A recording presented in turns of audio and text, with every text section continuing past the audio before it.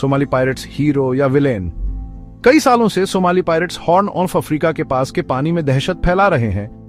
जहाजों को हाईजैक करना और लाखों की फिरौती मांगना। इन पायरेट्स को कुछ लोग बेरहम अपराधी मानते हैं, जबकि कुछ लोग इन्हें मजबूर अपराधी मानते हैं। लेकिन असली कहानी क्या है? क्या सोमाली पायरेट्स हीरो हैं या विलेन? चलिए शुरू से देखते हैं। 1990 के दशक से सोमालिया गृहयुद्ध, गरीबी और अराजकता से जूझ रहा है। बिना किसी केंद्र सरकार के विदेशी मछली पकड़ने वाले बेड़े सोमाली तट से अवैध रूप से समुद्री जीवन का दोहन करने लगे। इससे भी बदतर यूरोपीय कंपनियों ने इन पानी में जहरीला कचरा डालना शुरू कर दिया, जिससे मछलियां और स्थानीय मछुआरों की आजीविका खतरे में पड़ गई। मजबूर और बिना किसी विकल्प के इन मछुआरों ने अपने पानी की रक्षा के लिए हथियार उठा लिए।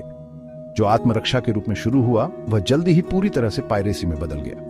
उन्होंने न केवल मछली पकड़ने वाले जहाजों को, बल्कि तेल टैंकरों, मालवाहक जहाजों और लग्जरी नौकाओं को भी निशाना बनाना शुरू कर दिया। 2000 के दशक के मध्य तक सोमाली पायरेट्स बदनाम हो गए थे। So called Somali coast guard जैसे संगठित गिरोह उच्च दक्षता के साथ काम करते थे। अपने हमलों को अंजाम देने के लिए AK-47 और RPG से लैस स्पीड बोट का इस्तेमाल करते थे। हर सफल डकैती लाखों में आती थी। फिरौती $500,000 से लेकर $100 मिलियन तक होती थी। कुछ पायरेट्स रातों रात करोड़पति बन गए, लग्जरी कारें, आलीशान हवेली और आधुनिक हथियार खरीदे। लेकिन क्या इससे वे हीरो बन जाते हैं? कुछ लोगों का तर्क है कि ये पायरेट्स केवल गरीब मछुआरे थे जो विदेशी शोषण के खिलाफ लड़ रहे थे। उनका दावा है कि सोमाली पायरेट्स के कार्यों ने वास्तव में अवैध मछली पकड़ने की गतिविधियों पर रोक लगा दी। दूसरी तरफ इन पायरेट्स ने निर्दोष नाविकों का अपहरण किया, जहाजों पर हमला किया और अरबों डॉलर का माल चुरा लिया। उनके कार्यों से अंतरराष्ट्रीय शिपिंग को बहुत नुकसान हुआ और कई नाविक मारे गए या महीनों तक बंधक बनाए रखे गए। 2010 के बाद ज्वार पलटने लगा। अमेरिकी और यूरोपीय युद्धपोतों की तैनाती और सुरक्षा उपायों में वृद्धि के साथ सोमाली पायरेट्स का प्रभाव कम होने लगा।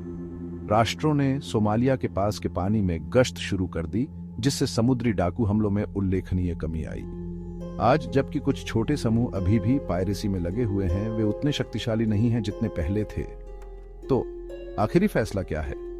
सोमाली पायरेट्स की कहानी गरीबी, अन्याय और अपराध के जाल में उलझी हुई है।